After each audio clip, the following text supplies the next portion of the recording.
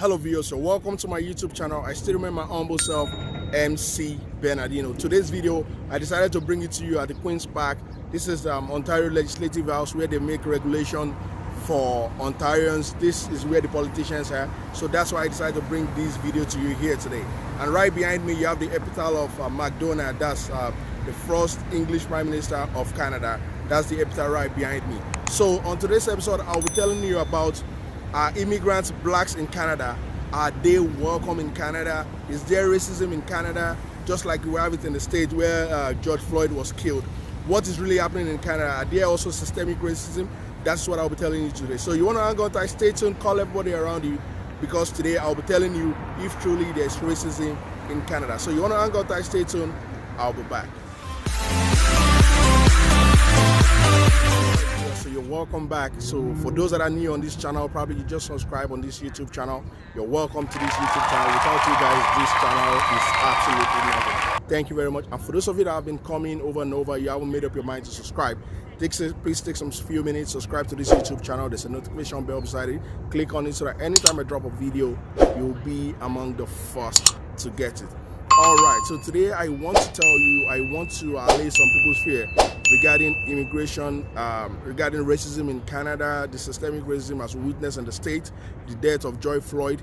If truly in Canada, this is also obtainable. That's what I'll be telling you. But before I go into that, I really want to share a video with you on what the Prime Minister of Canada, Justin Trudeau, what he said regarding the racism that happened in the States, and if truly it happens in Canada. So I want to just take some few minutes, listen to what the Prime Minister of Canada has to say about racism in Canada.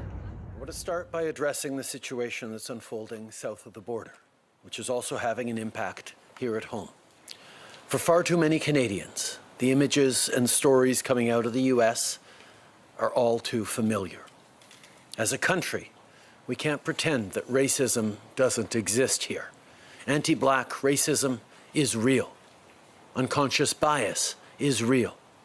And systemic discrimination is real, and they happen here in Canada. Over the weekend, we saw thousands of people gather across the country to join peaceful protests against anti-black racism. By standing together and denouncing the few who would try to derail these demonstrations, Canadians are sending the message that they will never tolerate injustice. To young black Canadians, I hear you when you say you are anxious and angry, when you say that this brings back painful experiences of racism that you've faced. I want you to know that I'm listening and that your government will always stand with you. Together, we will keep taking meaningful action to fight racism and discrimination in every form. The status quo, where people face violence because of the color of their skin, is unacceptable. No parent should have to once again explain to their kids that they or their friends might face racism. It is time, it is past time for this to change. As leaders and allies, we must do the hard work needed to listen and learn. We must ensure that everyone is safe and respected. So I haven't listened to what the Prime Minister said about racism. I don't need to tell you, it's prominent. Racism is in Canada. I mean, there's systemic racism. As a black man in Canada, I've been here for like 6 years now, and I can tell you of a truth that racism is everywhere. Canada is not excluded. So what I'm trying to say in essence is that in a place of work, where you're going out, you still witness iota of racism. Even if you're in the bus, you still witness racism. And that's why the Prime Minister has alluded to the fact, and I'm very grateful that he alluded to the fact that truly there is racism in Canada. It might not be as pronounced, it might not be as imminent as we have it in the States, but of a truth, we have systemic racism in Canada. And Prime Minister has tried to allay the fear of the blacks that Canadian government is against that, and they will try as much as they could just to make sure that they ameliorate that, to make sure that it is no more rampant. But of a truth, I must tell you the fact that for me personally, I don't think racism can truly be eradicated in this world. It can't be eradicated. It can only be managed, but 100% eradication of it, I don't think that is going to be possible. All right, just to buttress that, I want to bring to you a voice of somebody, a man in Montreal that witnessed racism and police racism this time around. He was accosted by the police. Listen to what he has to say. Alexandre Lamontagne says he had an experience with police that left him shocked and rattled. I was walking like peacefully on the sidewalk at night, and for no reason the police stopped me and they arrested me, bring me to the police station. It was police brutality, it was racial profiling. Now he's part of a class action lawsuit against the city of Montreal. He says George Floyd's death and the protests around it are important. We got to protest and fight, and we got to fight with the system. Don't shoot! Don't shoot! People in Canada have taken to the streets to show their solidarity and to call attention to problems here. We think that because we're Canadian and we're nice, it doesn't happen here, but it actually does. When you go in the store, you can see the people following around, going to self-checkout, making sure you paid for everything. This author says there's a long history of police violence against Black communities in Canada. Black people are rightfully afraid of the police, don't have access to public space in the same ways that white Canadians do. Is this something that, a country that prides itself on anti-racism should tolerate? And the answer is absolutely not. Ontario's Human Rights Commission found Black people in Toronto are 20 times more likely than white people to be shot and killed by police. In Montreal, a report commissioned by the city found Black and Indigenous people were 4 to 5 times more likely to be stopped by police than white people. Montreal police don't deny those numbers and say they're looking into the reasons behind them. Maynard says part of the solution is to spend less on police and more on better housing, education, and access to public transit. It's still in my mind. Still troubled by what happened to him, Lamontagne says seeing people take to the streets gives him hope that something will... All right, so having listened to that, you have gotten a grip of what I'm trying to say, right? So the guy was telling us of how he was accosted by the cops in Montreal, and that really shows that he was highly profiled.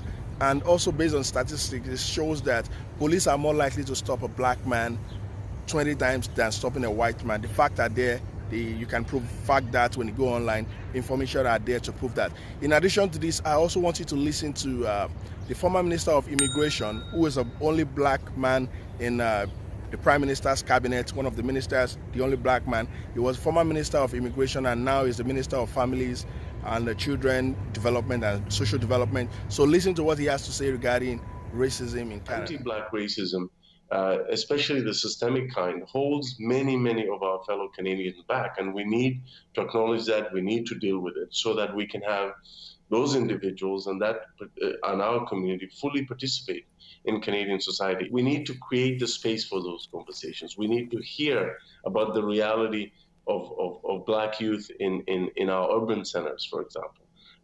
The reality that they go through in their interactions with police, the reality that they go through in the job market, in the housing market, things that I have personally experienced. But I think the point is, once we create that space and we have those difficult conversations, then we can move forward. And that will only make Canada an even better country. All right, viewers, after you must have listened to what the former immigration minister has to say, it is still, it's still obvious. It's glaring. To be sincere with you, those of you that are outside Canada who want to come into Canada, there's racism in Canada, just like in the States. But we might not really have much of people, police killing Blacks. We have it, but it's not so rampant as we have it in the States. But I want you to prepare yourself, prepare your mind, because of the truth. There's racism at workplace. Anywhere you go, you still feel that out there, you still feel that you're Black. You still don't feel welcome. I'm not trying to say that everybody in Canada is racist. No, but you get to some places and you still feel that you're a Black man. So prepare that at the back of your mind. Canada is still a place to be. You're still welcoming for immigrants, but just have it at the back of your mind, okay? And I also want you to listen to what some families have to say regarding raising kids in Canada. And just listen to that and have a glimpse, have an idea of what I'm trying to talk about. Listen to what they have to say. I'm Candice Massam, and I'm a mother of 5 children. I have 3 boys and 2 girls. When I saw the video of George Floyd's death, it saddened me. It made me lose hope in humanity a bit. My name is Jason Kwame, and I have 3 kids, 2 girls and 1 boy. The past couple days have been an emotional roller coaster. Just trying to make sense of what's happening. I'm at a loss for words. I just feel so much weight on my heart. It's just painful to see another Black life lost and not think to myself, wow, that could have been me. My name is Melanie Carrington. I have one 12-year-old son, and his name is Aiden. I was heartbroken and fearful. This is not new. This is just newsworthy. And it's exhausting. I'm scared. I'm upset. To see my children crying for somebody that they didn't even know and the injustice that's going on, it breaks my heart. It's hard. I don't want to take their innocence away and kind of grow them up too fast. But at the same time, I think they need to be aware of what's happening in the world. My son has seen a lot about what happened, and for the first time as a preteen, he's starting to ask me, what if that's me? And I don't have answers for that, except to say that he's always loved. If anybody were to ever call the police on them, would be my biggest fear, them being shot, being targeted by police. When I was growing up, whenever I'd be leaving to go out with friends, my dad would always say to me, if you get pulled over by the police, make sure to keep your hands on the wheel, respond, yes, officer, thank you, officer, okay, officer, be super polite. And I didn't realize then that it was because my parents wanted me to come home alive. And now becoming a parent, I feel the same fears for my kids. Can they just come home alive? My fear for my son has lived through each opportunity speaking with teachers, principals, parents, each need to remind him about what he needs to say to police when, not if, he's stopped. Because I'm raising Black children, I don't let them roam around freely. If they have to go to school, I drop them to school. I wait for them after school and bring them back. The school is only 3 blocks away. I'll teach them to be aware of their surroundings, to be aware of the dangers that they'll face because of the color of their skin and the real-life consequences that come with it. When my son started walking home from school by himself, we created a script, something that he could commit to memory to be able to talk to police. My name is Aiden. He tells them his age. I am 12 years old. He tells them where he goes to school. He tells them what he is doing. I just want my kid to grow up to be... All right, viewers, I've been able to lay the facts and the figures at your table for you to see. You've listened, you've heard the voices of people, you've heard the voice of Immigration Minister, Canada Prime Minister, you've heard the voice of different people on how they raise their family in Canada. You've been able to hear diverse opinion, they've been able to hear their views and give it to you just the way it is. So the choice is yours to make.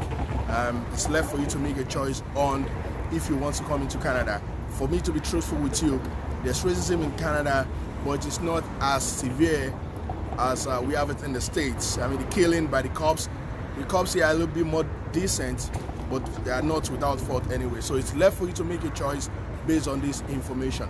All right, so if you feel you enjoyed this video, feel free to drop the likes on the comment section. Hit the comment, hit the likes button. If you have any comments, if you have anything you're not clear about, any clarification you want me to make for you, feel free to drop it in the comment section. I'll try as much as possible to do that for you. All right, it's been real. I've been keeping it real with you. And if you haven't subscribed to this YouTube channel, please take some few minutes, subscribe to this YouTube channel. There's a notification bell beside it. Click on it so that anytime I drop a video, you'll be among the first to get it. Till I come back to you again with another wonderful, exciting, and nice video, just like I always do. Stay out of crime, stay safe, and don't forget to subscribe to this YouTube channel.